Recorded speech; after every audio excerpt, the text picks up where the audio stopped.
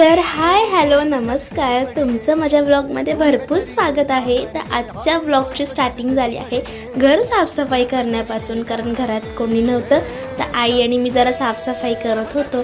आणि हे आवळे मी तुम्हाला मागच्या व्लॉगमध्ये दाखवले होते का आणलेत, तर ते आणले होते आम्ही कँडी करण्यासाठी। त्याची पण रेसिपी मी तुम्हाला लवकरच देईल। आणि हा बुके बघा किती सुंदर आहे ना, भारी वाटतो ना, मला अशी गुलाबाची फुलं भरपूर आवडतात। आणि आज आहे प्रजासत्ताक दिन, तर तुम्हाला प्रजासत्ताक दिनाच्या खूप खूप शुभेच्छा। आणि आजचा दिवस त्यामध्येच गेला जरा फार माझा। आणि आज भरपूर छोटी मोठी कामं केलीत मी, जसं की कॉलेजची वगैरे। आणि व्ह्यू बघा किती सुंदर आहे, बघितलं की भारी वाटतं ना।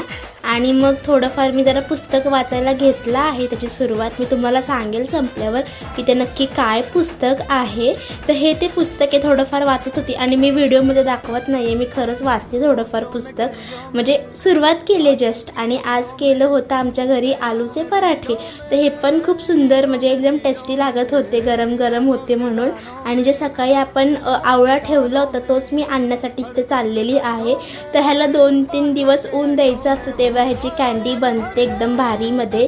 तर कसं आहे मला सांगा आणि लाईक करा, सबस्क्राईब करा।